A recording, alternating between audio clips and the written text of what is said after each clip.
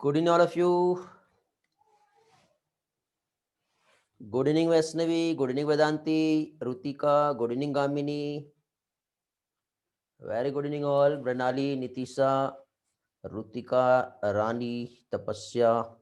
Very good evening, all. Okay students, तो चलो आज का सेशन हम लोग स्टार्ट कर रहे हैं।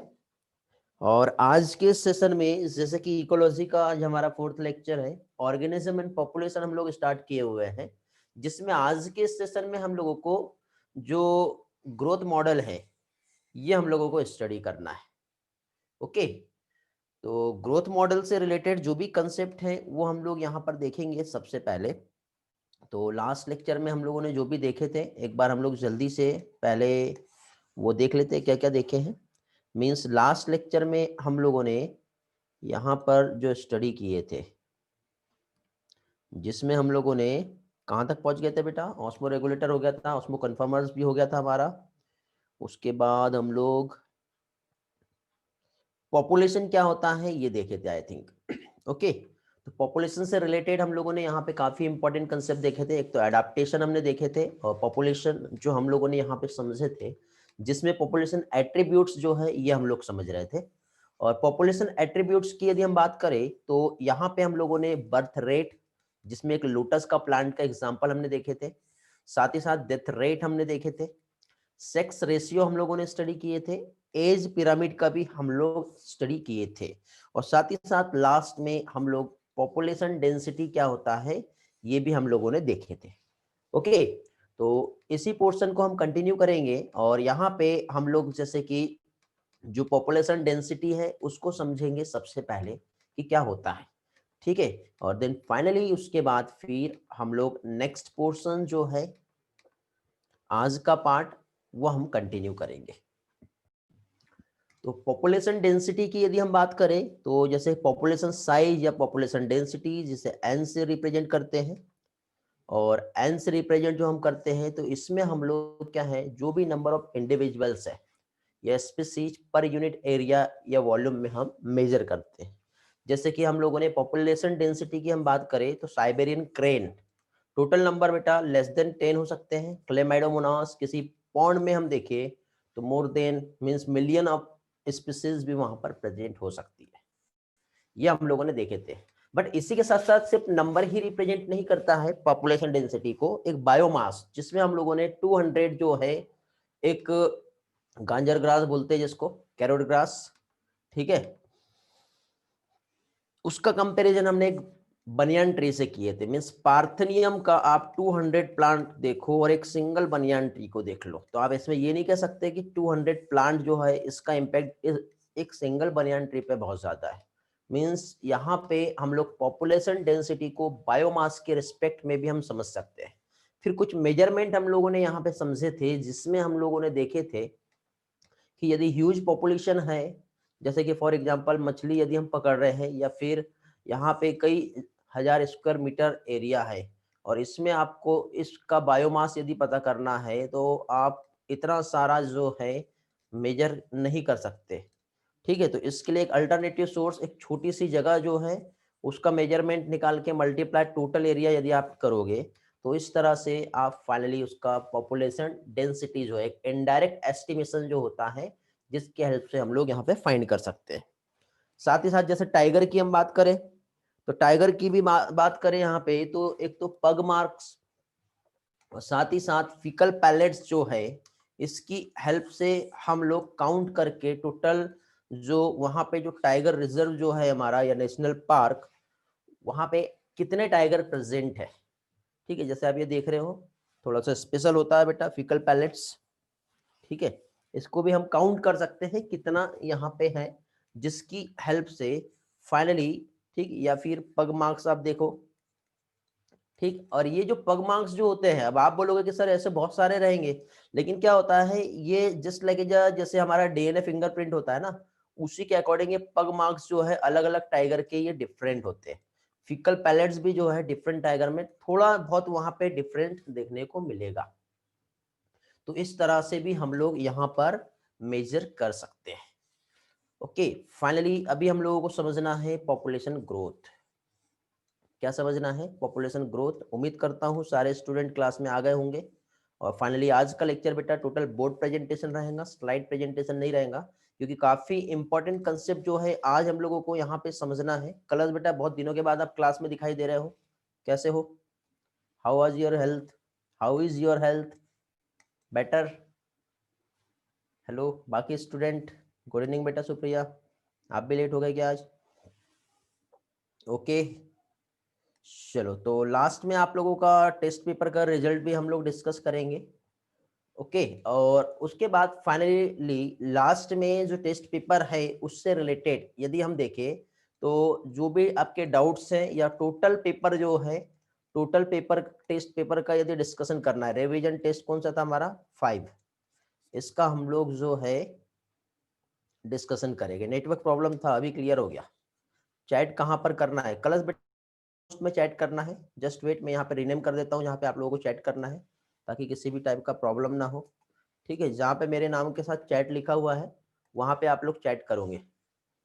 ओके चलो ग्रेट। तो पॉपुलेशन ग्रोथ की यदि हम बात करें तो पॉपुलेशन साइज जो है बेटा, ये कुछ फैक्टर्स के अकॉर्डिंग चेंज हो सकता है। जैसे कि फॉर एग्जांपल वहां पर टोटल फूड कितना अवेलेबल है, या फिर उसको खाने वाली कोई प्रेडेटर है तो उसका कितना प्रेशर है। कभी भी देखना, जैसे कि सपोज ये एक रैबिट है, लेकिन इस रैबिट को खाने वाला यदि कोई प्रेडेटर है तो इसके नंबर हमेशा कम होंगे। ठीक है, बट जहां पे उसका कोई प्रेडेटर नहीं है, जैसे कि आपने सुने होंगे ऑस्ट्रेलिया में जो रैबिट का जो प्रॉब्लम हुआ है, वो ऐसा है कि दूसरी जगह से रैबिट को लेके आया ऑस्ट्रेलिया में, लाने के बाद फाइनली उसका कोई प्रेडेटर स्पीसीज नहीं था और उसके साथ किसी का भी कंपटीशन नहीं था। तो फिर इतना तेजी से उस रैबिट का ग्रोथ हुआ कि आज के टाइम पे यदि यहाँ पे इतना बड़ा ऑस्ट्रेलिया का एरिया है तो बीच में से एक करंट की एक लाइन जो है ये खींचनी पड़ी। एक साइड ह्यूमन रहते हैं और दूसरे साइड रैबिट रहते हैं। इतना ज्यादा उन्होंने आतंक मचा रखे हैं, इतना परेशान कर दिया है। ठीक है, तो एक तो वेदर जो है, साथ ही साथ फूड का अवेलेबिलिटी और प्रीडेशन प्रेशर, ये बहुत इंपॉर्टेंट रहता है किसी भी पॉपुलेशन के साइज की ग्रोथ के लिए। पॉपुलेशन कब कितना ग्रो करेगा, ठीक है। तो पॉपुलेशन डेंसिटी जो है इसका यदि हम आइडिया देखें तो वेदर जो है जिसकी हेल्प से पॉपुलेशन या तो कम हो रही है या फिर पॉपुलेशन बढ़ रही है। ओके, तो इसके लिए बेटा जनरली 4 बेसिक प्रोसेस है जिसके अकॉर्डिंग पॉपुलेशन किसी भी एरिया का फ्लक्चुएट हो सकता है। ठीक है, जिसमें जनरली एक तो आता है नेटेलिटी। क्या आप जानते हो नेटेलिटी क्या होता है? नेटेलिटी की यदि हम बात करें तो क्या चीज हो गया बेटा? Birth rate. ओके, और बर्थ रेट कैसे निकाले थे आपको बताया था मैंने।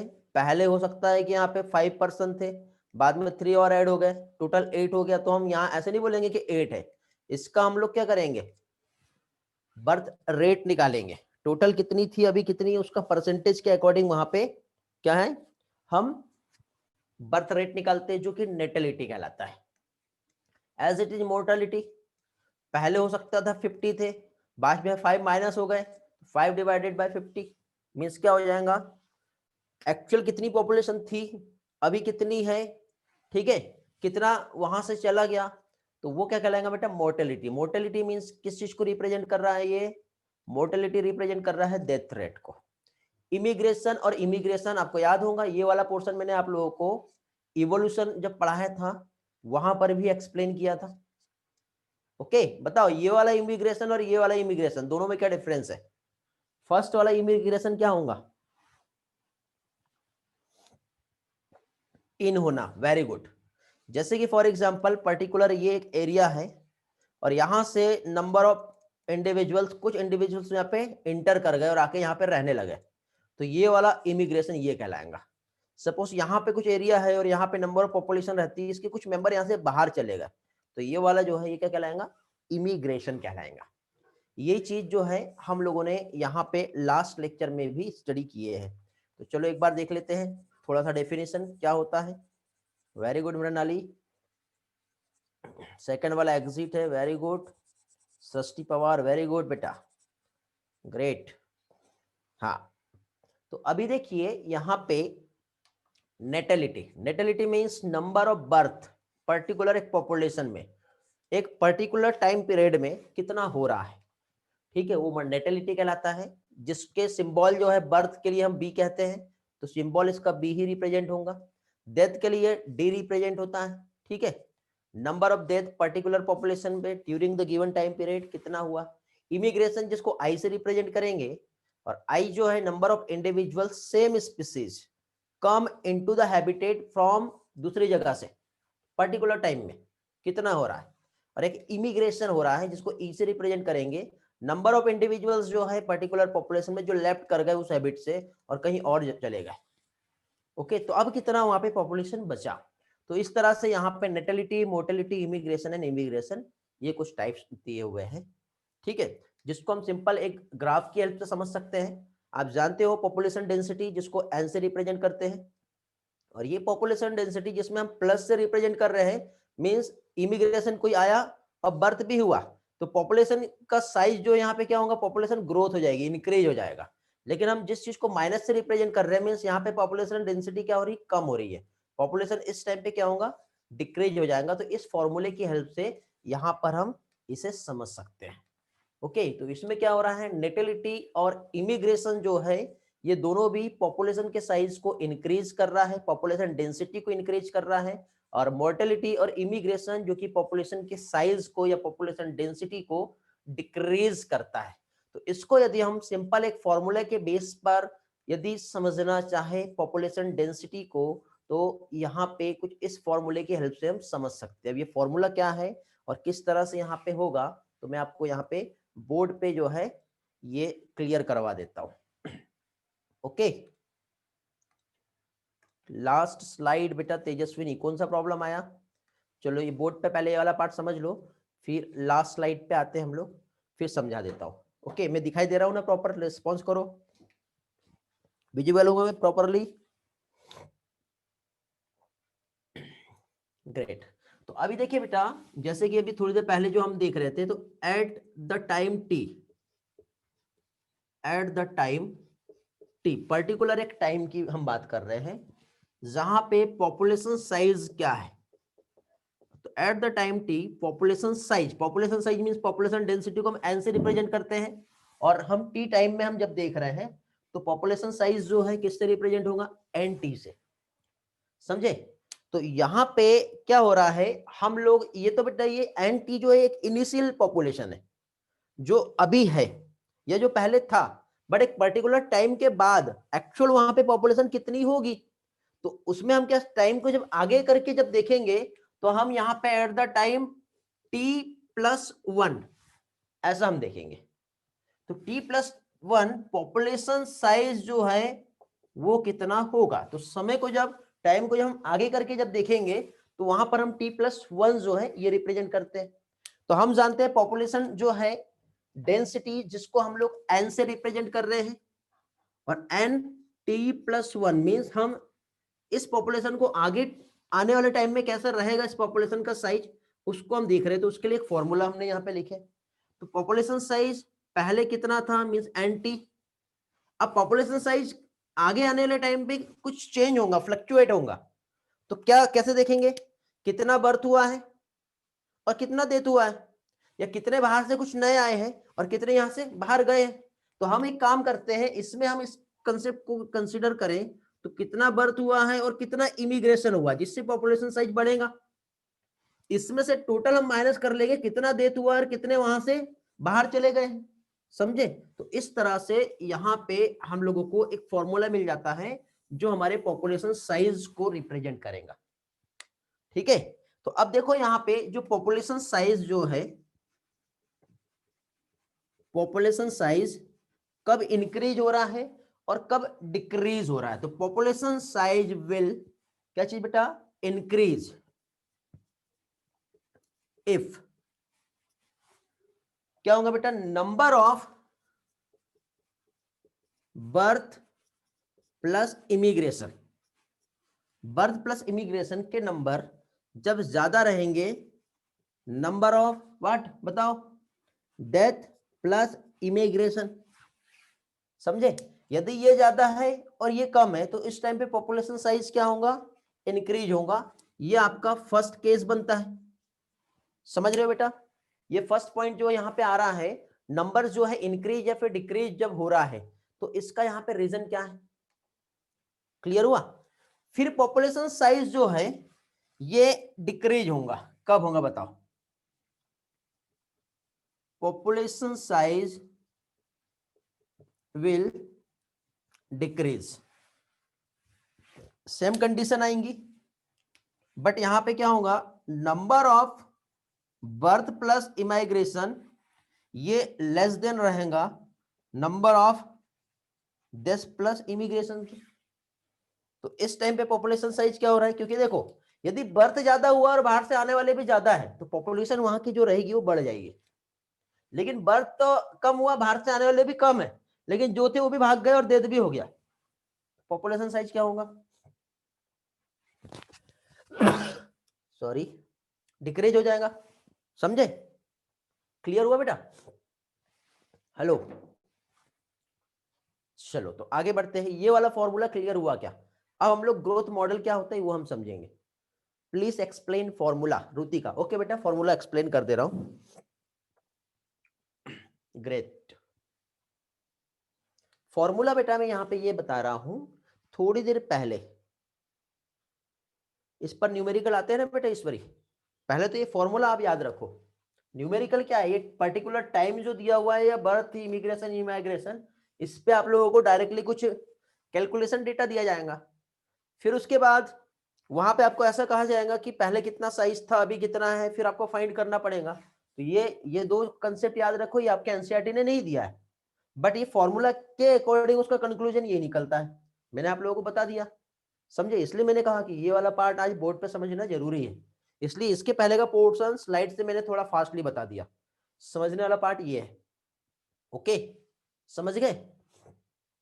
और इस बार का जो टेस्ट है उसमें मैंने थोड़े से पजल टाइप के, थोड़े रीजनिंग और लॉजिकल टाइप के क्वेश्चंस भी रखे हैं। वो है एनसीईआरटी बेस्ड ही, लेकिन तो भी आप एनसीईआरटी को रटोगे तो आप क्वेश्चन को सॉल्व नहीं कर पाओगे, मैं पहले बता रहा हूँ। चाहो तो उसका एक दो डेमो मैं आप लोगों को बाद में दे दूंगा, समझ रहे हो।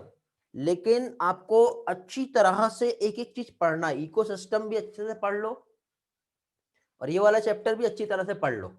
इसके बाद यदि हमारा इसके बाद का जो पोर्शन है कमेंसलिज्म, अमेंसलिज्म, म्यूचुअलिज्म, एंटागोनिज्म, यदि वहां तक नहीं हो पाता तो वो भी आप लोग पढ़ लो, वो भी आने वाला है, ये अभी मैं बता दे रहा हूं आपको,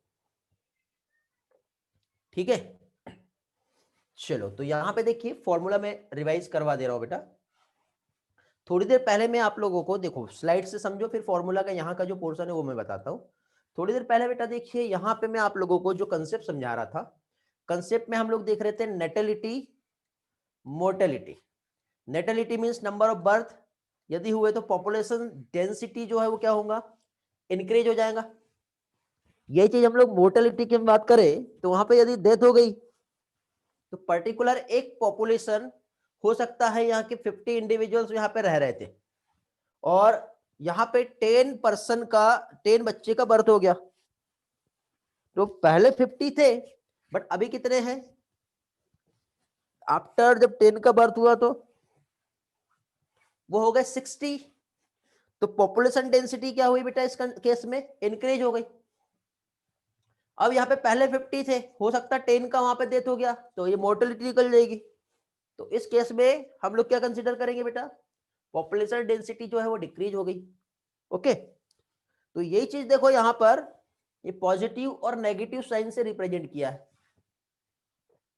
अब हो सकता है कि यहाँ पे 50 इंडिविजुअल्स पहले से रह रहे थे, बाहर से कुछ नए और भी आके रहने लगे, 10 लोग नए आके ऐड हो गए जिसको इमिग्रेशन कहते हैं। तो अब पॉपुलेशन अगेन फिर से कितनी हो गई, 60 हो गई।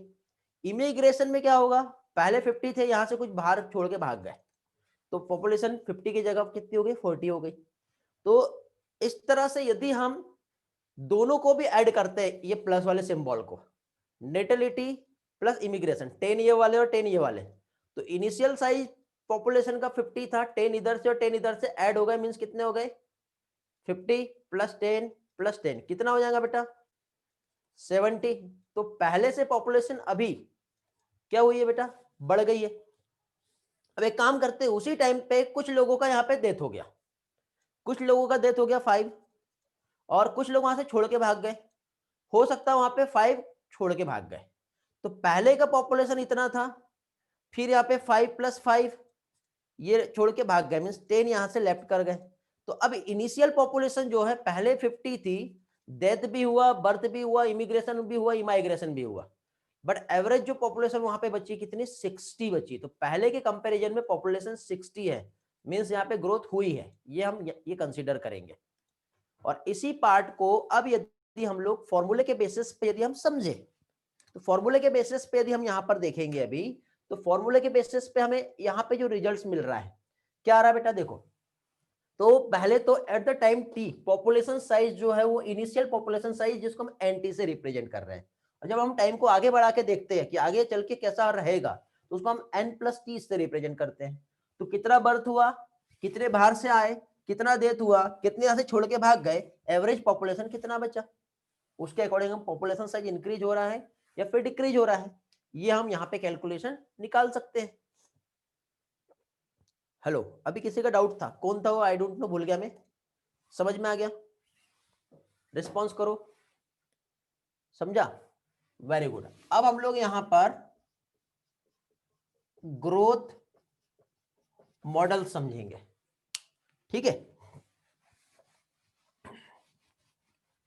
ये बहुत ही इंपॉर्टेंट पैरामीटर है बेटा, जिसकी हेल्प से पर्टिकुलर पॉपुलेशन का हमको स्टेटस यदि पता करना है तो वो हम फाइंड कर सकते हैं, ठीक है।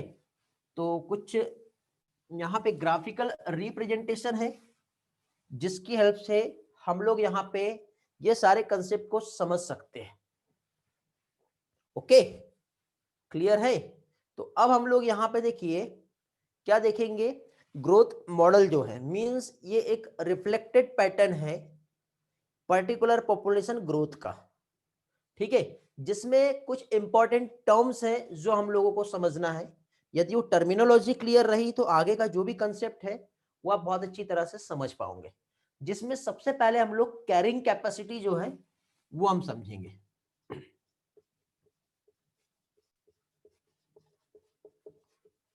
क्या चीज, सबसे पहले हम लोग कैरिंग कैपेसिटी जो है ये हम देखेंगे। तो कैरिंग कैपेसिटी जिसको के से रिप्रेजेंट करते हैं, ओके।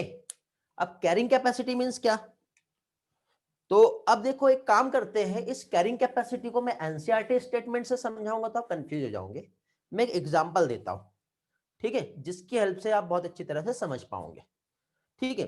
जैसे कि एक हम कोई इवेंट जो है वो हम ऑर्गेनाइज कर रहे हैं, इवेंट ऑर्गेनाइज मींस जैसे कि फॉर एग्जांपल आज क्या कह सकते हैं हम लोग, जैसे कि आपके ब्रदर या सिस्टर जो है उसका आज बर्थडे है, तो अब जैसे आज बर्थडे है तो फाइनली क्या हुआ, आपने उसके बर्थडे का एक सेलिब्रेशन प्रोग्राम जो है ये ऑर्गेनाइज किए, और हाँ क्रिसमस है, हाँ क्रिसमस और क्रिसमस विद बर्थडे दोनों हम ऐड कर लेते हैं उसमें, है ना।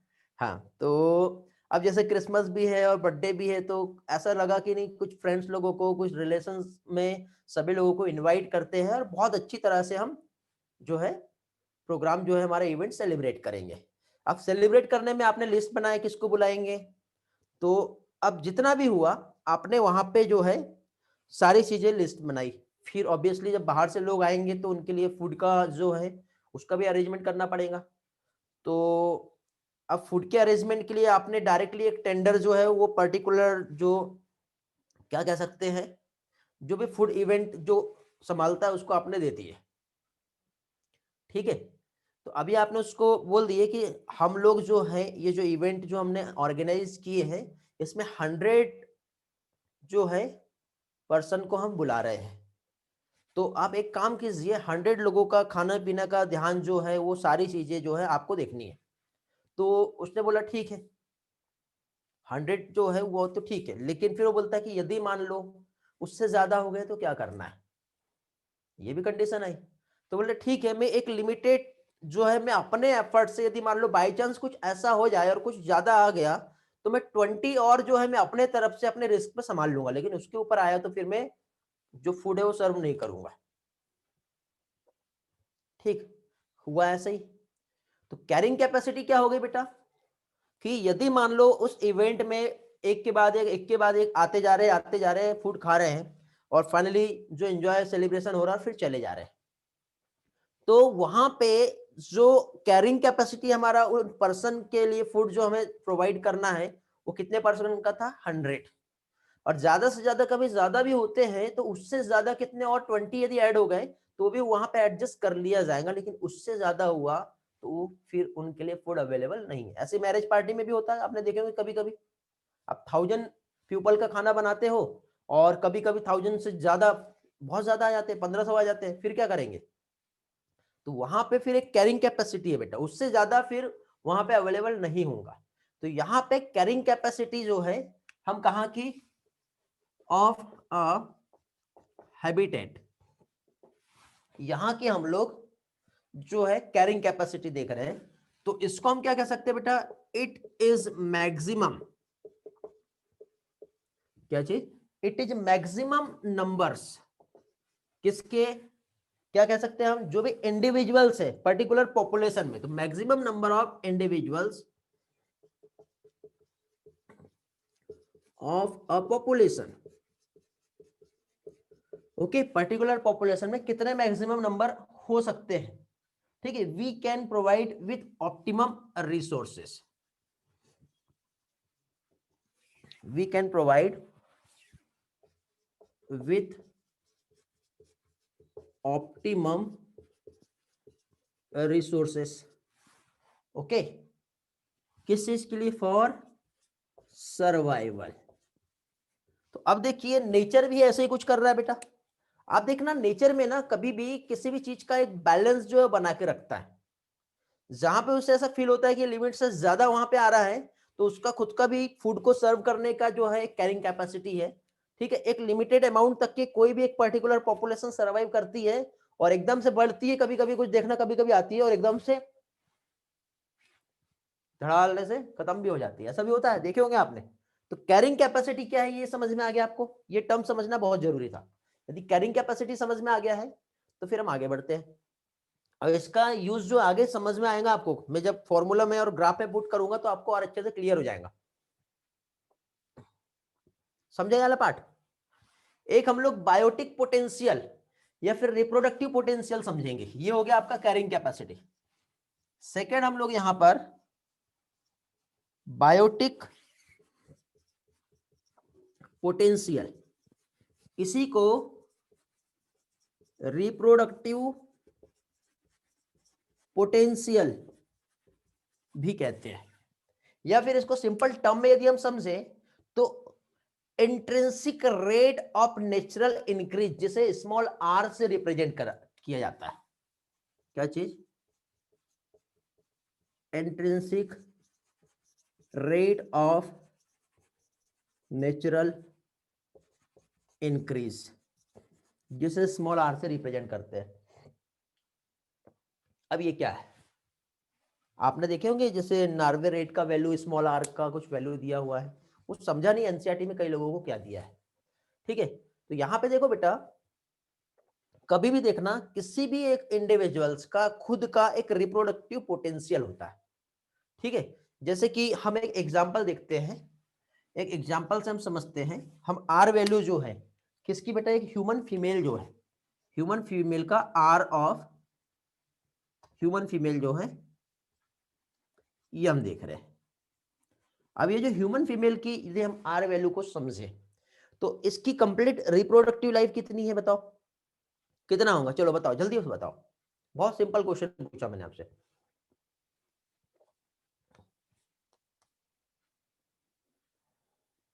50 ईयर, मेनापॉज तक के का स्टेज पूछ रहा हूं मैं, मिनार्क से लेके मेनापॉज तक के, ठीक है? कुछ लोग 54 ईयर बोल रहे हैं।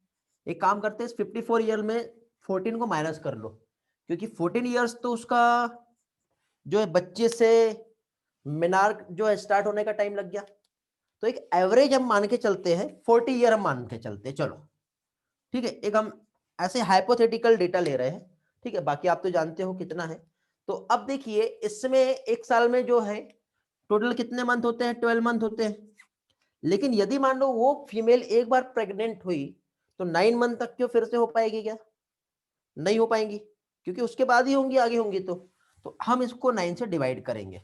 तो इसकी कंप्लीट रिप्रोडक्टिव लाइफ में यदि हम इस आर वैल्यू को यदि हम समझे तो एक फीमेल कितने बच्चे को बर्थ कर सकती है? तो अप्रोक्सीमेटली बेटा 50 बच्चे जो है ये उसके एक रिप्रोडक्टिव लाइफ में जो है वो बर्थ कर सकती है। तो ये उसका आर वैल्यू हो गया, उसका ये क्या हो गया? Biotic potential. ये भी बेटा कंसेप्ट जो है आपको समझना है, जो थोड़ी देर के बाद में आप लोगों को जब ग्राफिकल रिप्रेजेंटेशन समझाऊंगा तो वहां पे आपके ये काम में आएगा। तो मैक्सिमम रिप्रोडक्टिव पोटेंशियल जो है किसी भी ऑर्गेनिजम्स का, क्या चीज? मैक्सिमम रिप्रोडक्टिव पोटेंशियल किसी भी ऑर्गेनिजम्स का जो है, क्या कह सकते हैं, पर कैपिटा इंक्रीज हो रहा है या फिर डिक्रीज हो रहा है, वो हम यहाँ पे आर वैल्यू के रिस्पेक्ट में निकाल सकते हैं। समझ में आ गया? हेलो, देखिए बेटा लैक्टेशन के समय क्या होगा, क्वेश्चन आ रहे हैं। Only delivery it can be take place 50 children. मैंने एक हाइपोथेटिकल डेटा बताया हूं, ठीक है?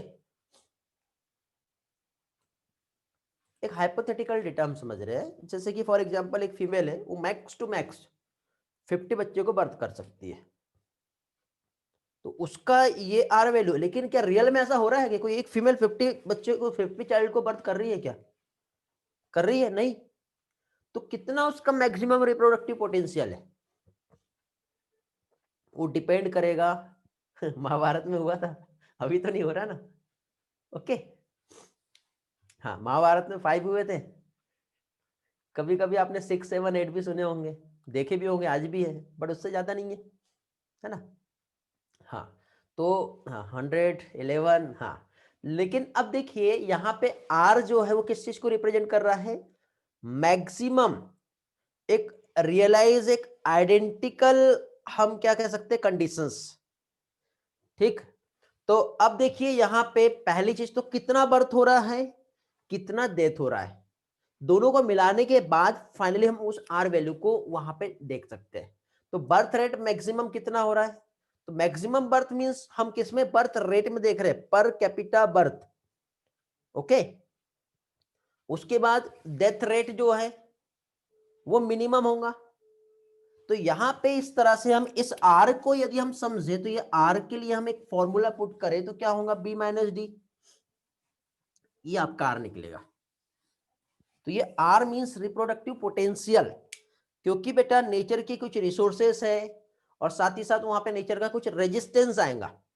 रेजिस्टेंस मतलब जब लिमिट से ज्यादा वहां पे बर्थ होने लगी तो नेचर का एक रेजिस्टेंस वहां पे काम करता है कि नहीं, इससे ज्यादा नहीं होने वाला देना है। तो वो उस चीज को क्या है, कंट्रोल कर रहा है। समझ गए? तो ये सारी चीजें वहां पे मायने देती है, जिसके अकॉर्डिंग हम आर वैल्यू को निकालते हैं। मींस मैक्सिमम कितना पोटेंशियल है उसका, ठीक है, जिसकी वजह से पॉपुलेशन ग्रोथ कितने होंगी।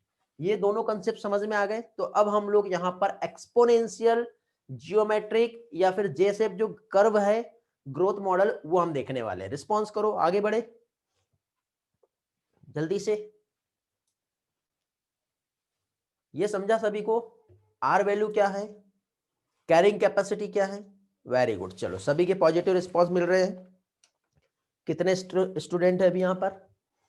अभी स्ट्रेंथ है हमारे पास 58 का, ठीक है। अभी इतना ही आप लोग भी कांस्टेंट हो गए बेटा, आप लोगों का भी कैरिंग कैपेसिटी शायद इतना ही है, ऐसा हम समझ सकते हैं अभी, है ना? चलो ठीक। तो अब यहाँ पे हम लोग एक्सपोनेंशियल और लॉजिस्टिक, दो ग्रोथ कर्व जो है ग्रोथ मॉडल में हम समझने वाले हैं।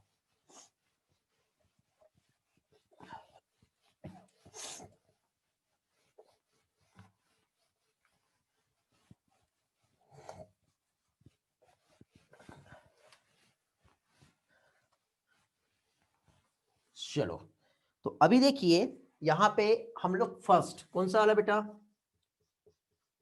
एक्सपोनेंशियल ग्रोथ कर्व हम देखेंगे।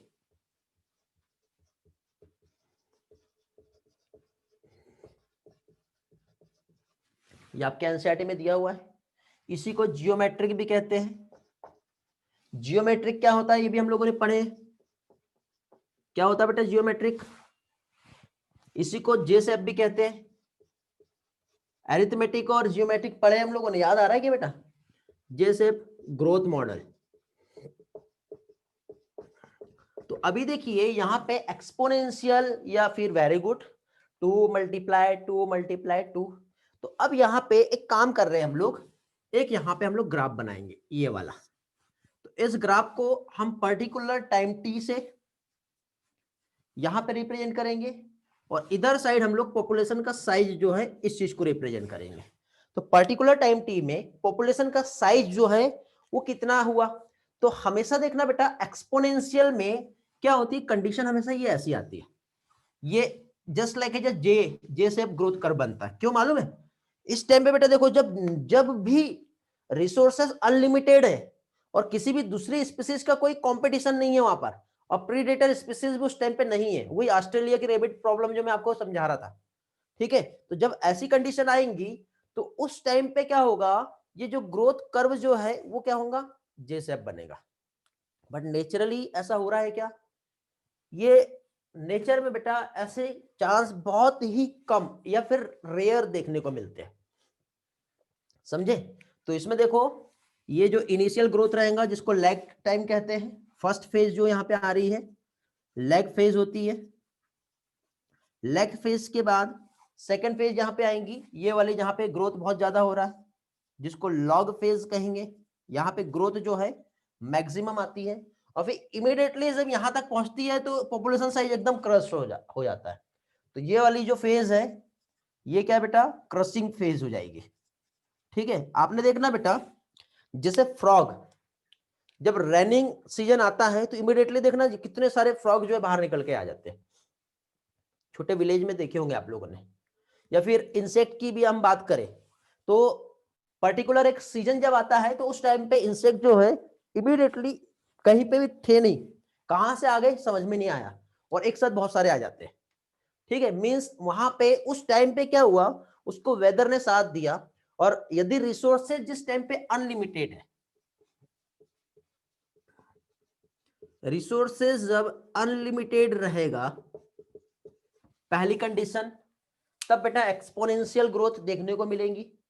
पॉपुलेशन साइज जो है वो क्या होगा, जब ये कंडीशन आ रही है तो उस टाइम पे पॉपुलेशन साइज जो है ये बहुत ज्यादा इंक्रीज हो जाएगा।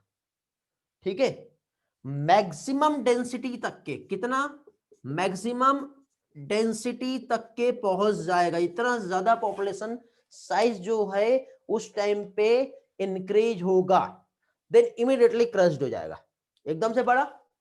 लेकिन ऐसा बेटा सस्टेन हुआ क्या, नहीं, हाई मल्टीप्लीकेशन रेट उस टाइम पे देखने को मिलेगा। मींस आर का वैल्यू जो है उस टाइम पे बहुत ज्यादा है, तो इस टाइम पे हाई मल्टीप्लीकेशन रेट जो है ये देखने को मिलेगा। मींस आर भी इमीडिएटली क्या हो रहा है बेटा, इंक्रीज हो जा रहा है, समझे। और ये जो पॉपुलेशन जो रहती है ये स्टेबल पॉपुलेशन नहीं होता है बेटा, ये अनस्टेबल पॉपुलेशन है। अनस्टेबल पॉपुलेशन क्यों है,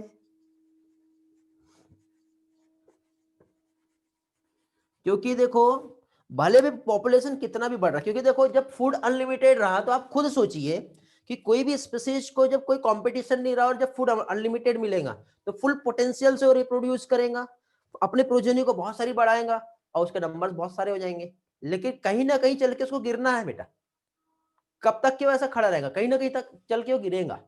कहाँ पे, तो जब बेटा फूड अनलिमिटेड की जगह लिमिटेड होगा, नेचुरल रिसोर्सेस का जब उसको प्रॉब्लम आएगा, दूसरे स्पीसीज के बीच में जब कंपटीशन उसे करना होगा तो धड़ाल से वो स्पीसीज के नंबर जो है कम हो जाएंगे।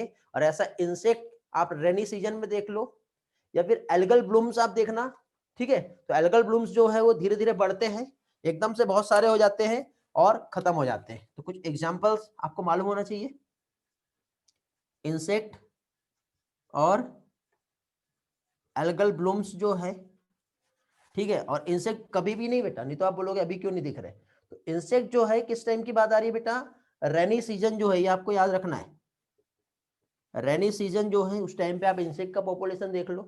तो इस टाइप की जो पॉपुलेशन है, ये जो स्पीसीज है इसे अपॉर्चुनिस्टिक स्पीसीज कहते हैं। अपॉर्चुनिस्टिक ऐसा आपके एनसीईआरटी में भी टर्म यूज किया है। ठीक है, समझ में आ रहा है। तो ये जो था ये ग्रोथ कर्व या ग्रोथ मॉडल था आपका, कौन सा वाला बेटा, एक्सपोनेंशियल ग्रोथ कर्व। तो अब हम इस एक्सपोनेंशियल ग्रोथ कर्व को हम लोग एक डेरिवेशन जो हमारा दिया है एनसीईआरटी में उसकी हेल्प से समझते हैं। तो पहले ये बताओ आपको थ्योरी समझ में आ गई? यदि थ्योरी क्लियर होंगी तब जाके आपको जो फॉर्मूला जो दिया है उसकी हेल्प से हम इसे समझेंगे। हेलो, रिस्पॉन्स करो बेटा जल्दी से, किसी को कुछ पूछना है इसमें? सारी चीजें क्लियर है एकदम बेटा? मैं सिंपल तरीके से और इजी लेवल पे लेके जाके समझा रहा हूँ। इसी पार्ट को मैं बहुत कॉम्प्लिकेट पढ़ा सकता हूँ बट नीड नहीं है बेटा।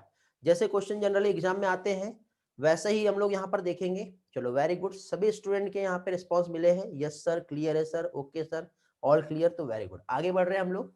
अब देखो जब रिसोर्सेस अनलिमिटेड है और पॉपुलेशन जो है रैपिडली ग्रो कर रहा है, हाई मल्टीप्लिकेशन रेट जब वहां पे देखने को मिल रहा है, तो इस टाइम पे यदि हम इसके डेरिवेशन को समझे, फॉर्मूला कैसे बनेगा, तो देखो बेटा एक तो पॉपुलेशन साइज जो जीरो टाइम पे जो रहा तो उसको हम एन जीरो से रिप्रेजेंट करते हैं। एन जीरो मीन्स क्या हो गया बेटा, population size at zero time. Zero time means initial population आज के टाइम पे जो है, ठीक है, जीरो टाइम कितना है। फिर इसके बाद अगेन हम लोग नेक्स्ट पार्ट लेंगे, नेक्स्ट मीन्स कौन सा हो जाएगा बताओ। अब टाइम को जब हम आगे चल के जब आगे बढ़ा के हम देखेंगे तो हम उसके लिए टर्म यूज करेंगे एन टी, ठीक है। एक तो एन जीरो हो गया, आज के टाइम की बात कर रहे हैं, एन टी मतलब पॉपुलेशन को जब हम आगे बढ़ा के जब हम देखेंगे तो उस टाइम पे क्या होगा, तो यहाँ पे क्या हो जाएगा बेटा एन टी। तो पॉपुलेशन टाइम एट ये जीरो टाइम था, after time T, after time जो है जब हम पॉपुलेशन को देखेंगे तो वो क्या हो जाएगा बेटा टी। और यहां पे जब कभी भी पॉपुलेशन का साइज जो है पर्टिकुलर टाइम के अकॉर्डिंग चेंज होता है तो उसके लिए बेटा हम लोग D N by D T इस बेस पे हम लोग समझते हैं, समझे। तो D N by D T की यदि हम बात करें तो यहां पे देखो हम कैसे इसे समझेंगे, तो D N by D T, ठीक है, पर्टिकुलर टाइम की हम बात कर रहे हैं तो पर्टिकुलर टाइम में हमें मालूम है कि पर्टिकुलर पर्सन जो है कितना उसका रिप्रोडक्टिव पोटेंशियल है पहली चीज, और उसके अकॉर्डिंग वो कितना बर्थ वहां पे कर रहा है। तो दोनों को जब मल्टीप्लाई करेंगे तब जाके ही हमें एक एक्चुअल पॉपुलेशन कितनी आई वो समझ में आएगा। तो यहाँ पे हम लोग इसको किस तरह से समझ सकते बेटा, कितना बर्थ होगा कितना डेथ होगा, मल्टीप्लाई यदि हम करेंगे तो टोटल वहां पे कितनी पॉपुलेशन आई। तो इस तरह से बेटा हम लोग इसे इस फॉर्मूले की हेल्प से समझ सकते हैं। इसको simple term dn by dt को यदि हम समझे तो हम इसको एन टी से समझ सकते हैं। यहां पे इसको हम देखें तो जो टाइम पहले के टाइम जो रहा उसको हम एन जीरो ई जो है एक हम कांस्टेंट मान के चलते हैं और आर टी जो है, तो ये हमारा एक्सपोनेंशियल ग्रोथ कर्व जो है इसका फॉर्मूला हो गया। समझ में आ गया बेटा? हेलो, dn बाई dt को हम एन टी के रिस्पेक्ट में भी समझ सकते हो। कौन सा फॉर्म बोलते हैं बेटा इसको जब हम इस तरह से चेंज कर रहे हैं? तो फिजिक्स आप लोग पढ़ते हो, हेलो, समझा क्या? क्लास में है सभी लोग? Yes no? रिस्पॉन्स नहीं आ रहा है? अब आ रहा रिस्पॉन्स, इतना डिले रिस्पॉन्स क्यों हुआ? ये एक फॉर्मूला है, ठीक है। इसमें हमने क्या देखे, dn बाय dt जो है मींस पॉपुलेशन जो फ्लक्चुएट हुई है, जो चेंज हुआ है पॉपुलेशन साइज, ठीक है। क्या चीज जो चेंज हुआ है पॉपुलेशन साइज, तो इनिशियल पॉपुलेशन कितना था और बाद में कितना हुआ, इसको हम इस तरह से इस फॉर्मूले के बेस पे उसका रिप्रोडक्शन कैपेसिटी कितना है और टोटल वहां पे कितने बर्थ हुए, या तो ये या तो ये या तो ये, इस तरह से हम इसे समझ सकते हैं, ठीक है। ई जो है वो क्या हो गया बेटा, बेस ऑफ नेचुरल लॉग, जिसका वैल्यू कितना होता है 2.718 और ऐसा कुछ तो भी वैल्यू है इसका। तो ई जो है ये एक नेचुरल लॉग है और नेचुरल लॉग का वैल्यू 2.718 कुछ तो भी ऐसा आगे आता है, देख लेना एक बार, ये आप जानते होंगे, ठीक है। समझ में आ गया? तो इस पे क्वेश्चन यदि आपको आया तो आपको सिंपल ये फॉर्मूला आपको याद रखना है और इतना ही कंसेप्ट जो है आप लोगों के लिए इंपॉर्टेंट रहेगा। और ये कंडीशन जो हो रही है dn by D T multiply R N, ये फॉर्मूला जो है dn by D T equal to R N, ये इस तरह से यहां पे जो है ये फॉर्मूला आएगा। ये ऐसा कौन सी कंडीशन है बेटा? ये जब रिसोर्सेज जो है वो अनलिमिटेड रहेंगे तो उस टाइम पे प्लॉट जो है ये एक्सपोनेंशियल प्लॉटिंग उस टाइम पे होगी। तो ये था आपका एक्सपोनेंशियल ग्रोथ कर्व या फिर J shape growth curve, dn by D T equal to R multiply N. R means क्या है? Reproduction potential. एन जो है वो क्या है बेटा? Population density, population size. यदि इसमें चेंजेस आ रहा है तो dn बाई डी टी कितना होगा उसको हम देख रहे हैं। n0 जो है बेटा इनिशियल पॉपुलेशन कितना था, और nt टाइम को जब हम आगे बढ़ा के जब हम देखेंगे, ठीक है, टाइम को जब आप आगे बढ़ा के देखोगे तो पर्टिकुलर टाइम t के बाद कितना वहां पे पॉपुलेशन में चेंजेस आ रहा है। ठीक है, तो ये एक हम क्या है नेचुरल लॉग के बेस पे आर, ठीक है, रिप्रोडक्शन कैपेसिटी पर्टिकुलर टाइम पे कितना होगा उसके बेस पर हम देखते हैं। तो बट नेचर में बेटा ये ऐसा जो है रेयर ही होता है। तो एक्चुअली एक आइडियली जो ग्राफ और जो प्लॉटेड है, आइडियल सिचुएशन जो होने वाली है वो है बेटा लॉजिस्टिक ग्रोथ कर्व, जो कि एस या फिर सिग्मोइड ग्रोथ कर्व होता है। समझ में आया? तो नेक्स्ट ग्रोथ मॉडल हम देखेंगे।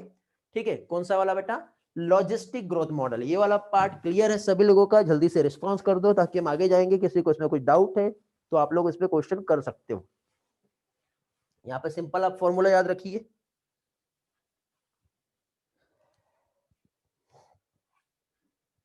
चलो सभी का क्लियर है? तेजस्विनी का कुछ मैसेज आया है? Different between N T and N plus T जो है बेटा, या N plus one, N T means क्या होता है? यदि हम देखें, तेजस्विनी का एक डाउट है, देखो यदि मैं आपको यहाँ पे एक इनिशियल पॉपुलेशन एन टी और उसके पहले एन टी प्लस वन में यहाँ पे समझा रहा हूँ, तो ये बेटा ये at the time of zero, zero means ये मान के चलो कि मैं आज की जो कंडीशन है उसको मैं दिखा रहा हूं एनटी से, और आज से होने वाले 5 साल के बाद क्या होगा यदि मुझे देखना है तो उसको मैं रिप्रेजेंट करूंगा एन टी प्लस वन से। ऐसा उसमें डिफरेंस है। तेजस्विनी समझ में आ गया दोनों में क्या डिफरेंस आएगा? इसको मैंने यहाँ पे एन जीरो और एन टी से बताया। तो ये एन जीरो जो है आज की कंडीशन है और एन टी जो है आने वाले टाइम के बाद जो रहने वाला है वो रहेगा। ऐसा यहाँ पे रिप्रेजेंट किया है। ग्रेट। और किसी का कुछ डाउट हो बेटा तो पूछ लो। बहुत अच्छा कंसेप्ट है बेटा। मैक्सिमम स्टूडेंट बेटा ये वाला पोर्शन जो है, स्पेशली बायो के स्टूडेंट जिनको बायो मैथ वो पसंद नहीं आता, वो स्टूडेंट ये वाले पार्ट को छोड़ देते हैं। जबकि सिर्फ बेटा 2 बार आप लिख के देख लेंगे तो ये सारी चीजें आपको याद हो जाएगी और आपको कोई भी कंफ्यूजन नहीं होगा इन चीजों में। ठीक है, और एग्जाम में ऐसे ही क्वेश्चंस आते हैं। ठीक है, समझे? और इस बार बेटा 2 से 3 बार एनसीईआरटी को पढ़ना, एनसीईआरटी के कंसेप्ट को अच्छे से समझ लेना। पहले कह रहा हूं हाइपोथेटिकल, रीजनिंग, एनालिसिस, उसके बाद पजल टाइप के जो क्वेश्चंस होते हैं, हाई ऑर्डर थिंकिंग, आपके थिंकिंग एनालिसिस जो होता है, मेमोरी टेक्निक्स जो है, मींस इस टाइप के अप्रोच को लेते हुए मैंने क्वेश्चंस दिया हूं। मैंने पहले बता दिया हूं आपको। इकोलॉजी पे अभी तक के आपने सोचे होंगे कि नहीं बस डायरेक्ट एनसीईआरटी पढ़ लो और डायरेक्टली क्वेश्चन सॉल्व कर दो।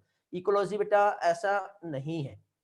ठीक है, वैसे क्वेश्चन तो आते ही है लेकिन थोड़े से ट्विस्ट करके भी क्वेश्चन पूछते हैं, बट बेस एनसीईआरटी रहेगा। लाइन एनसीईआरटी की नहीं मिलेगी बट कंसेप्ट वही रहेगा। तो जिसने भी एनसीईआरटी को समझा वही बहुत अच्छी तरह से क्वेश्चन सॉल्व कर पाएगा। 2 से 3 क्वेश्चन का सैंपल जो है मैं अभी या फिर नेक्स्ट क्लास में आप लोगों का ले लूंगा। 54 स्टूडेंट क्लास में है, उम्मीद करता हूं सभी लोग जो है समझ रहे होंगे मेरी बात को। ओके, चलो तो नेक्स्ट ग्रोथ कर्व हम देखेंगे अभी, लॉजिस्टिक ग्रोथ कर्व। इसको एस या फिर सिग्मोइड ग्रोथ कर्व भी कहते हैं। समझे? इसे एक साइंटिस्ट है जिसका नाम है वर्हस्ट एंड पियर्स, दोनों ने मिलकर डिस्कवर्ड किया था, तो उन्हीं के नाम पे इसे वर्हस्ट पियर ग्रोथ कर्व भी कहते हैं। ठीक है, क्या नाम है बेटा साइंटिस्ट का? वर्हस्ट पीयर ग्रोथ कर्व।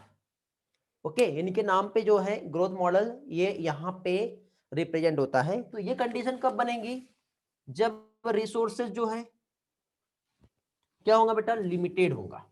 जब फूड और नेचुरल रिसोर्सेस है ये लिमिटेड रहेंगे, और लिमिटेड यदि रहा तो एनवायरमेंट का एक रेजिस्टेंस जो है वो वर्क करेगा, जिसकी वजह से पॉपुलेशन का साइज जो है वो लिमिटेड रहेगा, पॉपुलेशन के साइज को बढ़ने नहीं देगा। ठीक है, अब इन्वायरमेंट का जो रेजिस्टेंस है, जैसे कि कैरिंग कैपेसिटी, जो मैंने थोड़ी देर पहले आप लोगों को बताया था कि 100% को ही मैं खाना देने वाला हूं, उससे ज्यादा नहीं दूंगा। तो 100% आएंगे जब तक कि थाली मिलेगी, एक एक प्लेट दी जाएंगी, और 100 जैसी हुई उसके बाद उसको पैकअप करके बाइंड अप करके रख दिया जाएगा।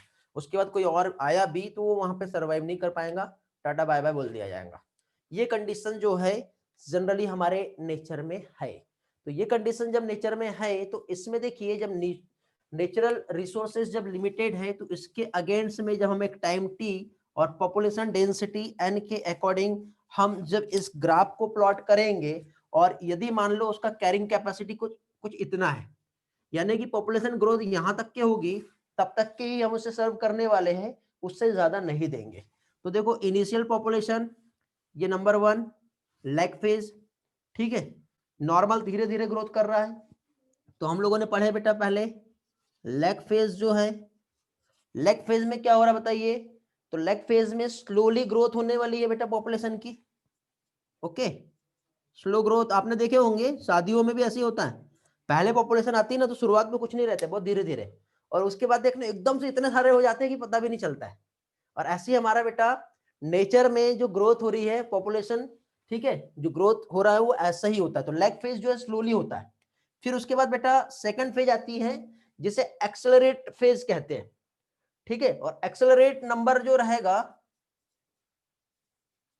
उसमें क्या होगा बेटा, ग्रोथ होने वाली है, मींस एकदम से रैपिडली बहुत फास्ट ग्रोथ होंगी। तो ये नंबर 2 आ जाएगा यहां पर।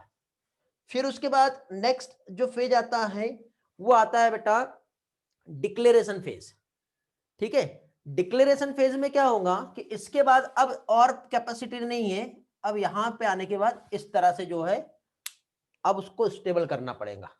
तो इस तरह से यहां पे ये जो फेज होंगी, ठीक है, थर्ड वाली जो कि एकदम डिक्लेरेशन हो रही है जिसको असिम्प्टोट कहते हैं, और फिर फोर्थ नंबर इक्विलिब्रियम पे आ जाएगा। तो ये देखो ये डिक्लाइन हो रही है, और फोर्थ नंबर जो है इक्विलिब्रियम। तो 1 2 थर्ड नंबर जो रहेगा वो क्या रहेगा बेटा, डिक्लेरेशन, और फोर्थ जो रहेगा वो इक्विलिब्रियम, ठीक है, इक्विलिब्रियम स्टेज आ जाती है। फिर देखना उसके बाद कभी भी ग्रोथ ना तो ज्यादा हो रही है ना तो कम हो रही है, उतना कांस्टेंट उस कंडीशन को बनाए रख रही है, ठीक है। तो यहाँ पे एक टर्म एनसीईआरटी ने यूज किया है जिसे असिम्प्टोट कहते हैं। इसका मीनिंग मैं आप लोगों को यहाँ पे समझा दे रहा हूँ क्या होता है असिम्प्टोट, ठीक है, ताकि आप लोगों को कंफ्यूजन ना हो। When population size reach carrying capacity, तो उस जगह को क्या कहते हैं बेटा, असिम्प्टोट स्टेट कहते हैं। तो क्या हो गया, when population size reached eight carrying capacity, ये वाला स्टेज जो है ये क्या कहलाएगा, असिम्प्टोट कहलाएगा।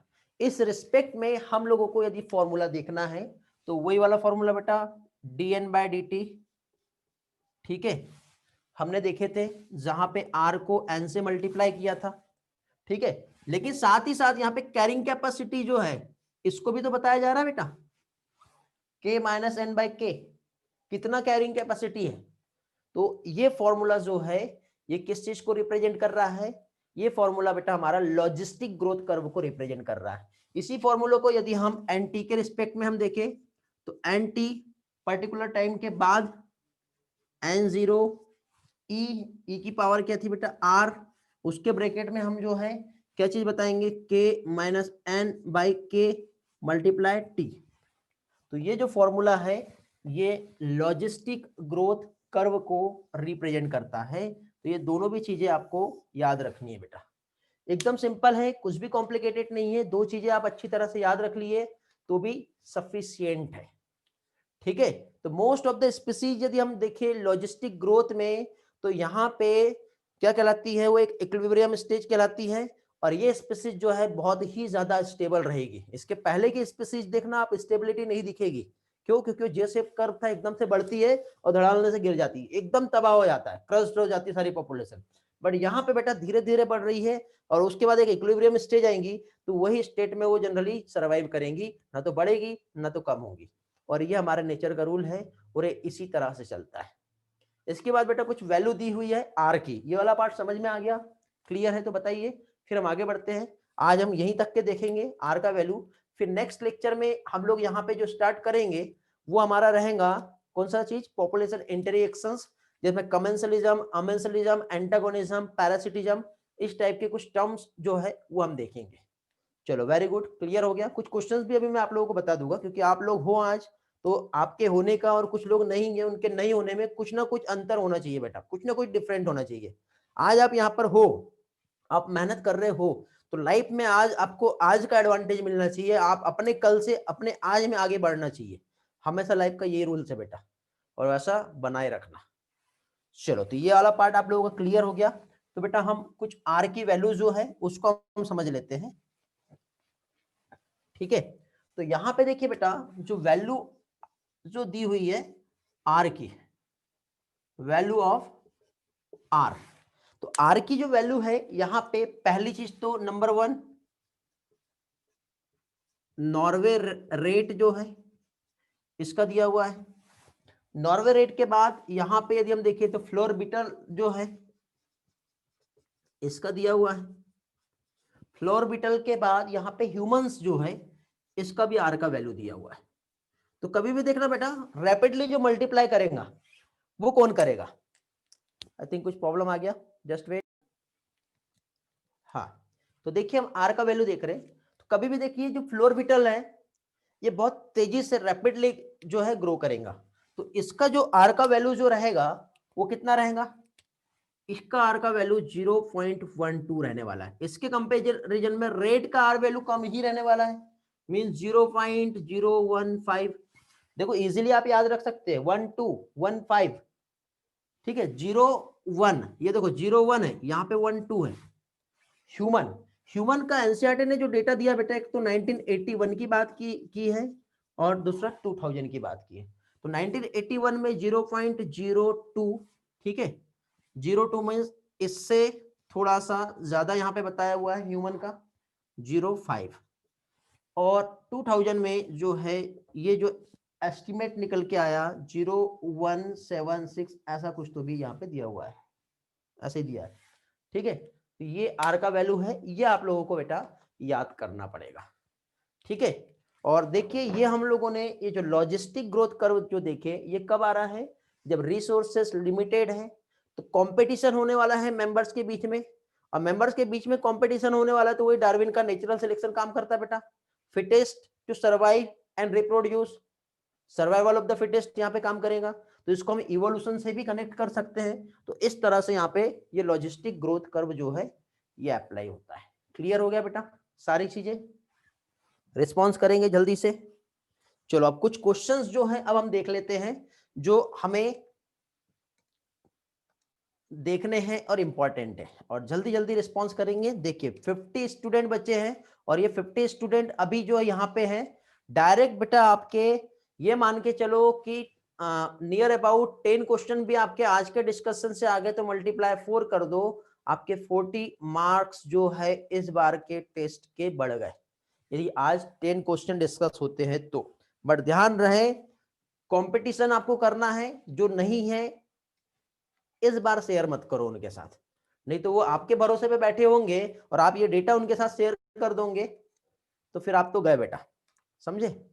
तो यही चीज हम लोगों ने कंपटीशन में सीखे, और यही चीज हम इकोलॉजी में, और यही चीजें हम लोग बेटा कहाँ पे इवोल्यूशन में समझे।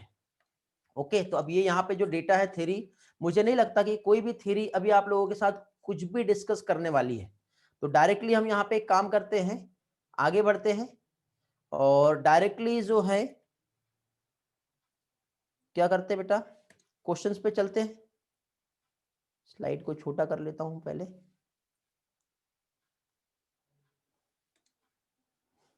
ओके, चलो तो जल्दी जल्दी आप लोग मुझे आंसर दोगे।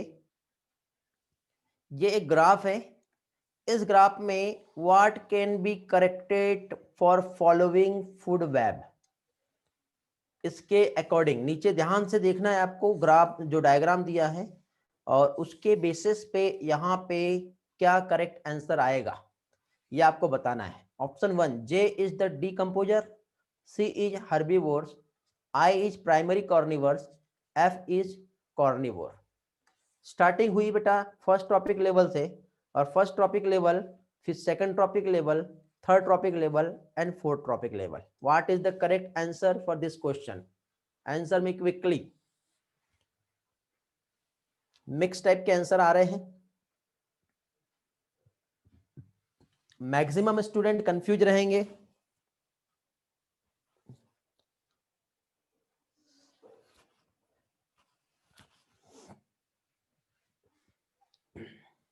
वेरी गुड, ग्रेट, बहुत बढ़िया। चलो ऑलमोस्ट सभी लोग आंसर दे चुके हैं, या रुकना है किसी के लिए? और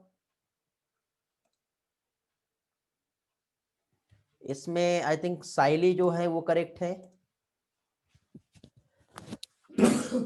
सॉरी, ठंड बढ़ गया बेटा थोड़ा सा आज। हाँ, ऐसे क्वेश्चन आएंगे बेटा, इकोलॉजी में ऐसे क्वेश्चन आते हैं। श्रुति का भी सही है बेटा, वेरी गुड।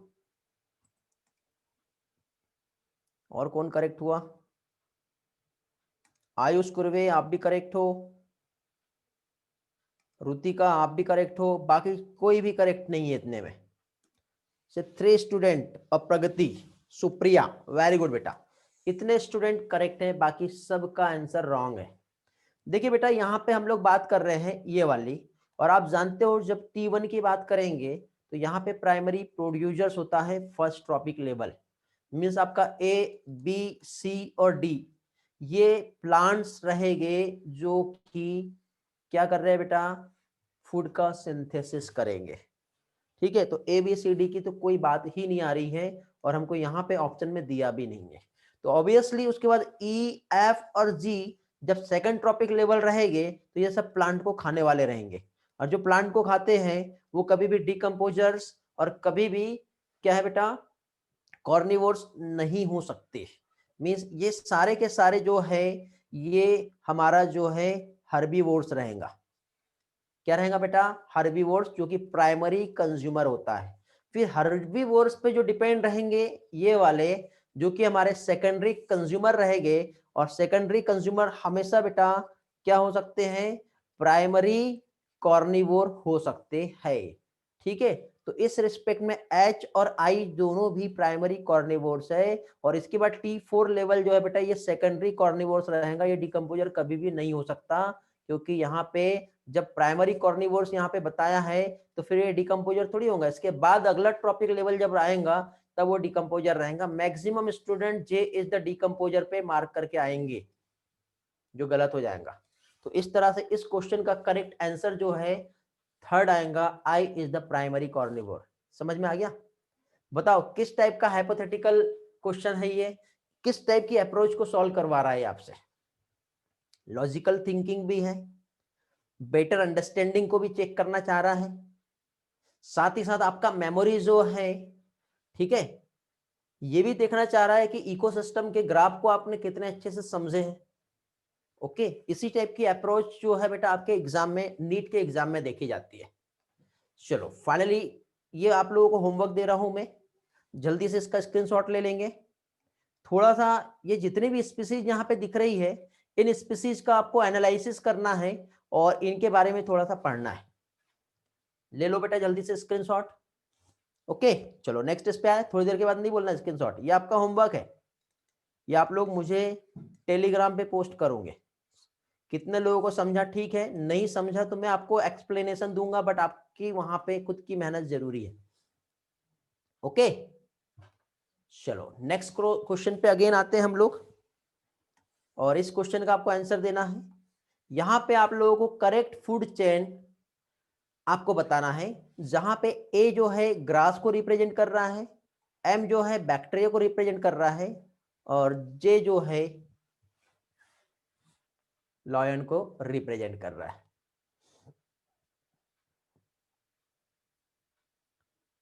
क्या होगा करेक्ट आंसर बताएंगे अभी। फूड चेन का करेक्ट रिप्रेजेंटेशन इसमें कौन सा आएगा?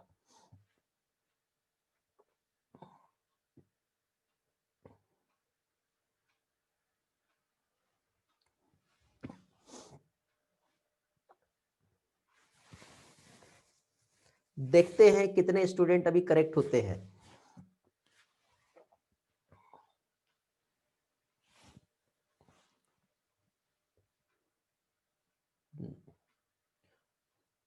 बेटा चैट प्राइवेट भेजना है आप लोगों को, मैं यहाँ पे चैट प्राइवेट पे से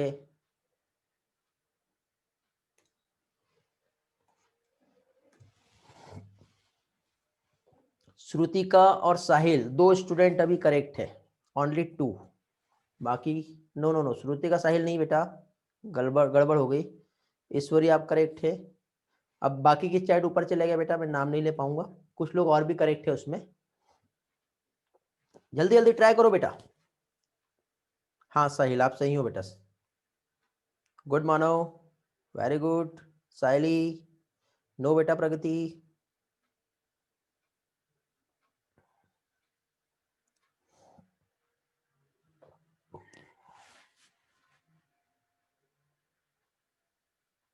नो नो नो। जब ए ग्रास को बता रहा है और एम बैक्टीरिया, तो एम तो बेटा ये लास्ट ट्रॉपिक लेवल है, ये डिकम्पोजर हो गया। ये क्या हो गया? डिकम्पोजर। ए जो है ये हमेशा प्रोड्यूसर्स रहेगा।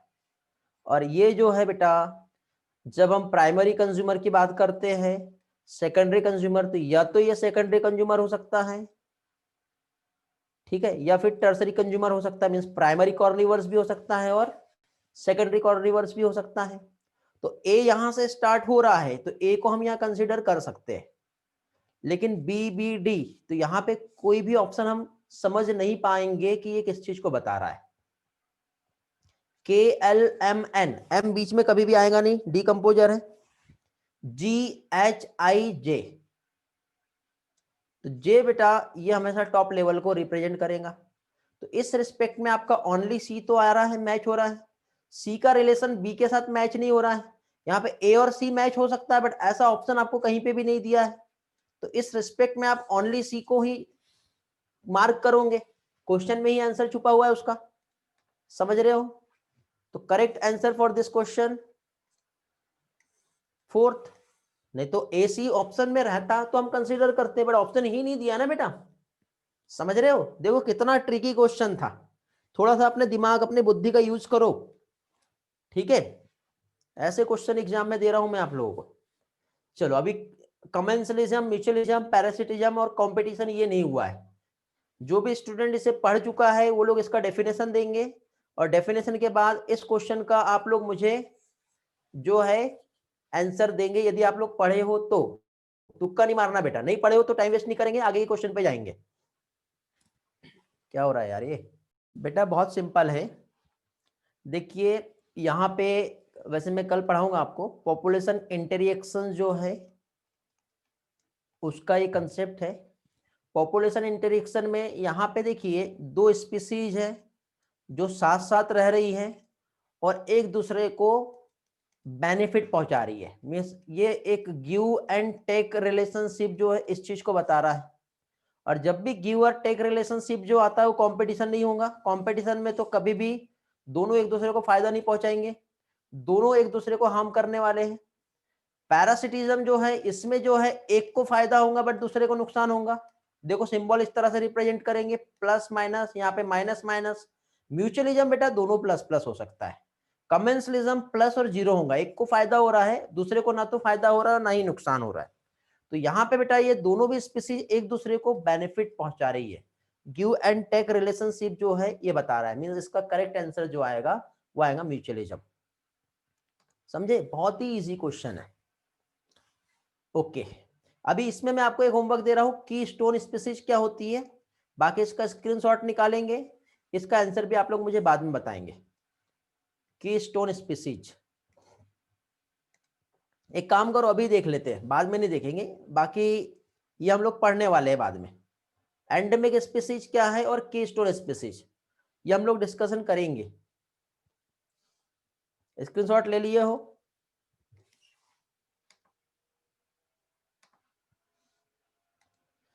चलो नेक्स्ट क्वेश्चन पे आएंगे। यहां पे how many statement are correct?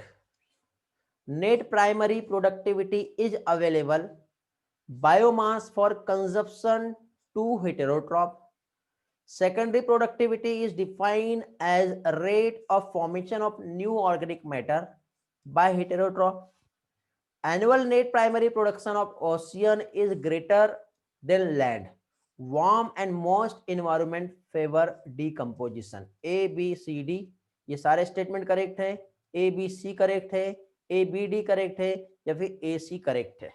What is the correct answer for this question? जल्दी से आंसर देंगे, 1 2 3 4 रिस्पॉन्स करेंगे जल्दी से।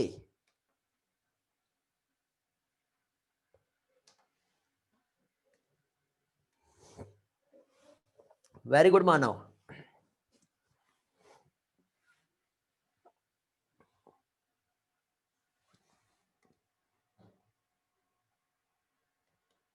स्नेहा का भी करेक्ट है बेटा।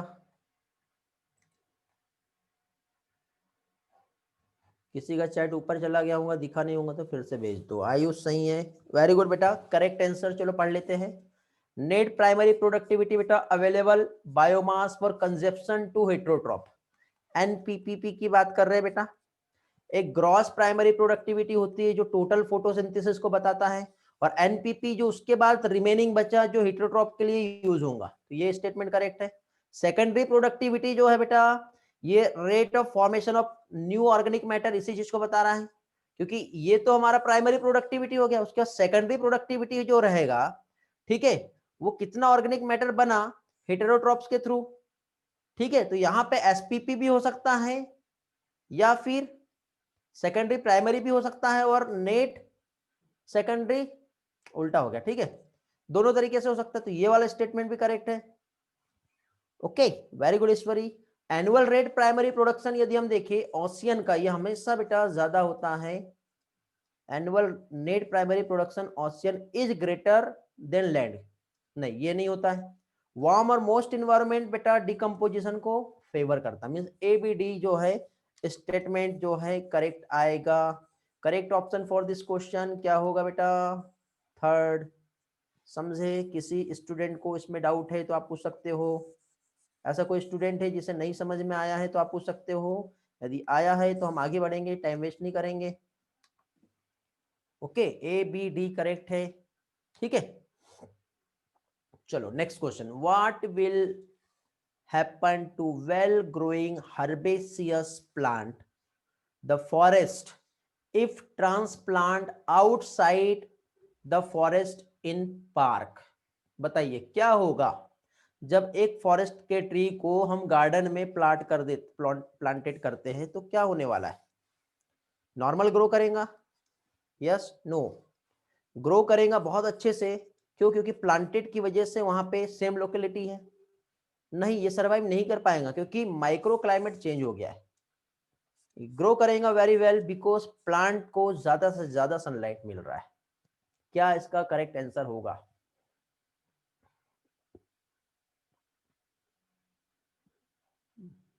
वेरी गुड यार मानो। Sneha great, Dimple, Saili, wow. डिम्पल आप चेक करो again. Ayush very good, no Supriya. Ishwari good. Srishti Pawar check करो एक बार।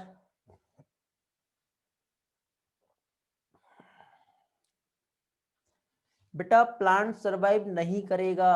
क्यों? क्योंकि उसका माइक्रो क्लाइमेट चेंज हो गया है। क्योंकि फॉरेस्ट में वो जो बहुत अच्छे से ग्रो कर रहा था उसको उठा के आप बाहर निकाल दे रहे हो, तो कहां से ग्रो करने वाला है? ठीक है, third is the correct answer for this question. Simple सा लॉजिक है, याद रखो बेटा। ये आपका होमवर्क है क्योंकि ये पढ़ाया नहीं हूं मैंने। बढ़िया से एनसीईआरटी को एनालाइज करो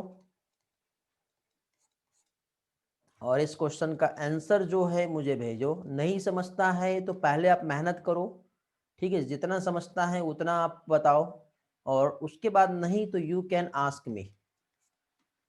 ओके, टेक्स्ट मी या फिर कॉल मी, बट टाइम ले लो कॉल के लिए और उसके बाद फिर मैं आपको इसका आंसर दूंगा।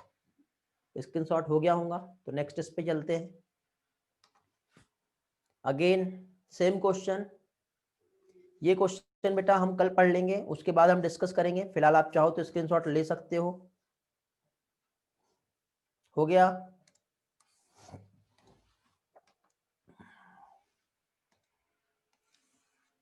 ओके, इस क्वेश्चन का आंसर देंगे बेटा जल्दी से। भागने वाले भाग गए, जो बचेंगे वो लाइफ में आगे बढ़ेंगे।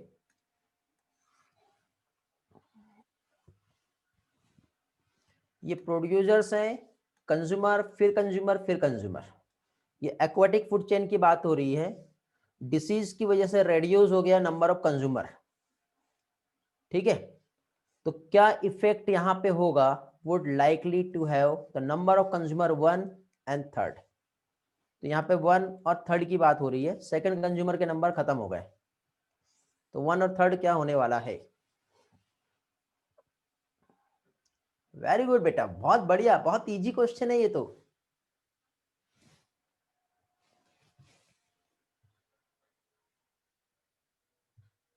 ग्रेट यार, वेरी गुड, सभी के आंसर सेम। श्रुति का आप चेक करो। देखिए इसका लॉजिक क्या मैं बता दे रहा हूं। प्राइमरी कंज्यूमर्स के नंबर इंक्रीज होंगे, क्यों? क्योंकि इसको खाने वाला सेकेंडरी कंज्यूमर था, ये खत्म हो गया है, तो इसके नंबर बढ़ेंगे। लेकिन इसको जो खाता था टर्सरी कंज्यूमर, इसके नंबर कम हो जाएंगे, क्यों? क्योंकि ये इस पे डिपेंड था, ना कि इस पे डिपेंड था, तो इसके नंबर भी ऑटोमेटिक कम होंगे। क्योंकि देखो जब एक स्पीसीज खत्म हो रहा है तो उसको खाने वाला जो प्रीडेटर स्पीसीज है उसके भी नंबर कम होते हैं। Second is the correct answer for this question. समझ में आ गया? ये लॉजिक है बेटा। ओके, चलो अगेन एक और लॉजिकल क्वेश्चन। यदि हमने काउंट किए नंबर ऑफ इंसेक्ट फीड कर रहा है जो कि बिग ट्री को, और नंबर ऑफ स्मॉल बर्ड जो डिपेंड था उस इंसेक्ट पे, also the number of large bird जो ईट कर रहा था स्मॉलर को, तो इस तरह का एनर्जी पिरामिड जो है इस फूड चेन में कौन सा रहेगा? आंसर बताएंगे।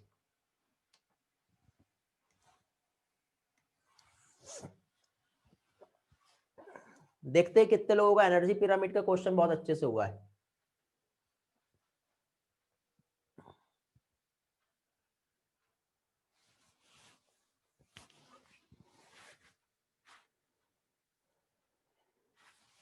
पहले तो ये बताओ बेटा, ये क्वेश्चन स्टेटमेंट के अकॉर्डिंग किस टाइप की पिरामिड की बात कर रहा है? पिरामिड के हमने टाइप्स पढ़े थे बहुत सारे, किस पिरामिड की बात हो रही है पहले तो ये बताओ। यदि आपको वो चीज समझ में आ गई तो बाकी हर चीज समझ में आ जाएगा।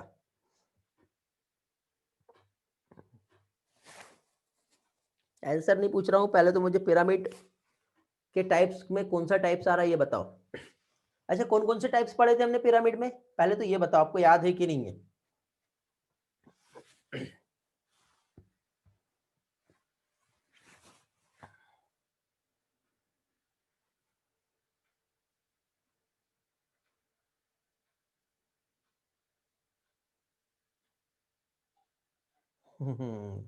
सृष्टि बेटा, हम गलत, आप गलत जा रहे हो। नो बेटा, इन्वर्टेड वाला पार्ट में भी नहीं जाना। ईश्वरी नहीं बेटा, आयुष आप भी गलत जा रहे हो। मैं पिरामिड ऑफ एज का पिरामिड नहीं पूछ रहा हूँ बेटा मैं। वेरी गुड, रुतिका का आंसर सही आया है। ओके डिम्पल, बट मैं जिसका आंसर चाह रहा हूँ वो नहीं मिला मुझे। अच्छा, टाइप्स बता रहे थे ईश्वरी, बट ईश्वरी बेटा हम एज का पिरामिड नहीं देख रहे ना यहाँ पर। वो एज का पिरामिड जो है वो एक अलग पार्ट हो गया, यहाँ पे क्वेश्चन स्टेटमेंट के अकॉर्डिंग हम पिरामिड देख रहे हैं। तो एक काम करो, पिरामिड जो है एक बार रिवाइज करेंगे आप। इसका आंसर मैं अभी आपको नहीं बताऊंगा, बहुत इजी है, बट मुझे नहीं लगता कि इसका आंसर अभी आपको देना चाहिए। क्यों? क्योंकि आप लोगों का पिरामिड जो है वो अच्छे से क्लियर नहीं है। एक बार रिवाइज करो, कल के इसमें मैं आप लोगों को और भी क्वेश्चन प्रैक्टिस लूंगा, ठीक है? क्योंकि आपने यहाँ पे आने के बाद अपना जो है एफर्ट छोड़ दिए हो। इसके आगे और भी इंटरेस्टिंग क्वेश्चन थे, और ये सारे क्वेश्चन में एग्जाम में, टेस्ट में देने वाला हूँ आप लोगों को, समझे? ओके, तो जिन भी स्टूडेंट का मतलब सभी का बेटा पिरामिड अच्छा नहीं है, तो पिरामिड के आगे के लेवल पे मैं नहीं जाऊंगा, क्योंकि आपका लेवल यहीं पे टाई टाई फीस हो गया है। तो फाइनली आज का लेक्चर जो मैं यहीं पे एंड करता हूँ। और आगे का पोर्शन जो है फाइनली हम लोग नेक्स्ट लेक्चर में देखेंगे। और भी बहुत सारे क्वेश्चन थे बेटा, ठीक है। हाँ बेटा शुभम, शुभम इसने आप लोग सही हो, बट मुझे एक्सप्लेनेशन नहीं मिला जिस चीज़ का चाहिए था। ओके, सिर्फ 2 स्टूडेंट जो है जिनने आंसर दिए, आप करेक्ट हो बेटा। ओके, चलो तो मिलते हैं फिर बेटा हम लोग नेक्स्ट लेक्चर में।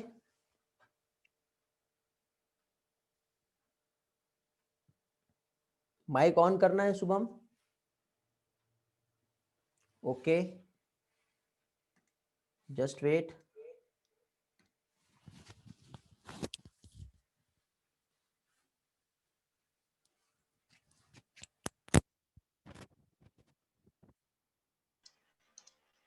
हैंड रेज करो बेटा शुभम, ये लो सर एक्सेप्ट करो, बोलो। आपने पूछा था ना कि कौन से 3 प्रकार के होते। हाँ हाँ, हाँ, तो वो बताना था सर। वो मेरा जो चैट था ना, ओके वो गलती से मैं दूसरे वाले इस पे भेज रहा था, तो बताओ अभी। हाँ हाँ, बताओ बताओ बताओ। एनर्जी पिरामिड, बायोमास पिरामिड और नंबर पिरामिड होता है। Very good. बायोमास का जो है उसका एक्सप्लेनेशन क्या आएगा बेटा? सर वो ड्राई वेट के इसमें गिना जाता है उसमें। Okay okay, very good. देखो उस क्वेश्चन में डायरेक्टली लॉजिक दिया है, एक बिग ट्री की बात हो रही है कि नहीं।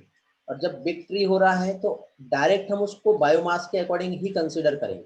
अब बायोमास का पिरामिड, फिर वही हमारा लॉजिक आता है। पिरामिड जो है एक तो नंबर के अकॉर्डिंग, दूसरा क्या आता है हमारा एनर्जी और बायोमास। तो एनर्जी का हमेशा अपराइट बनेगा, बट नंबर और बायोमास का जो है दोनों तरीके से बनता है। समझे बेटा? तो इस तरह से आप लोगों को यहाँ पे इस कंसेप्ट पे आना है, तब जाके ही आप इस क्वेश्चन के आंसर को सही कर पाओगे। ठीक है, वेरी गुड बेटा शुभम, आपका आंसर बिल्कुल सही है, बट बाकी लोगों को भी मैं चांस दूंगा कि वो लोग थोड़ा सा मेहनत करें। ठीक, और किसी की कुछ क्वेरी है, कुछ पूछना है किसी को बेटा? पता नहीं मिल रहा आजकल, पता नहीं कलर्स को क्या हो गया है। कलर्स क्लास में भी नहीं है, थोड़ी देर पहले आया था, थोड़ी देर के लिए। क्या हुआ बेटा? कौन है कलर्स के फ्रेंड्स? उसे बोलो कॉल करने के लिए मुझे। बेटा एक भी लेक्चर जो है यूट्यूब पे अपलोड नहीं हुआ है। ठीक है, आप टेक्स्ट करो, मैं अरेंज करता हूँ। ठीक है, क्लाउड रिकॉर्डिंग दे दूंगा मैं। ओके, और यार आप लोगों का जो रिजल्ट भी शेयर करना मुझे, बट आज नहीं हो पाएगा। पेपर डिस्कशन का ये वाला चैप्टर एंड कर देते, पहले हम पेपर डिस्कशन ले लेंगे। ठीक है बेटा गौरव, थोड़ा सा वेट करना पड़ेगा उसके लिए, और जल्दी ही मैं ये चैप्टर कंप्लीट करा दूंगा, ज़्यादा लंबा नहीं खींचने वाला हूँ मैं। ये चैप्टर है, इंटरेस्टिंग भी है, और इंटरेस्ट के साथ पढ़ेंगे मजा आएगा, और जल्दी ही खत्म हो जाएगा हमारा चैप्टर। ठीक है, उसके बाद हम पेपर डिस्कशन ले लेंगे, क्योंकि यहाँ पे मिक्स ब्रांच है हमारी, तो कुछ ब्रांच में चैप्टर नहीं है।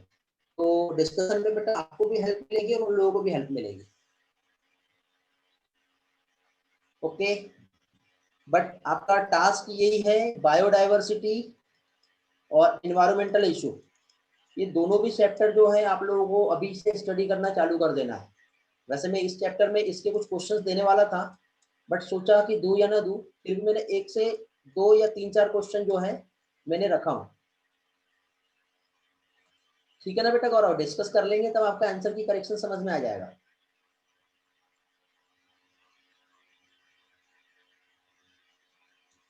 इन्वर्टेड पिरामिड को कैसे पहचानते हैं? ठीक है बेटा, इन्वर्टेड पिरामिड बेटा शुभम आपको समझा दूंगा मैं। आर्यन बेटा आपको रिप्लाई नहीं दिया? क्या रिप्लाई नहीं दिया बेटा? मैंने रिप्लाई दिया तो हूँ शायद, आपने भी करेक्शन का ही मैसेज भेजे थे शायद। ठीक है, आपके जो रिजल्ट है उसका मैं फाइनल आपको जो डेटा है वो प्रोवाइड कर दूंगा। जो करेक्शन था वो करेक्शन करवा दिया हूँ मैंने। एक्चुअली आंसर की गलत अपलोड हो गई थी, बाकी करेक्शन कुछ नहीं था। तो आपका फाइनल जो रिजल्ट आएगा वो परफेक्ट रिजल्ट मिलेगा। ठीक है बेटा आर्यन, यही था आपका प्रॉब्लम। चलो ओके, तो एंड करते फिर आज का lecture. Thank you, bye, have a nice time.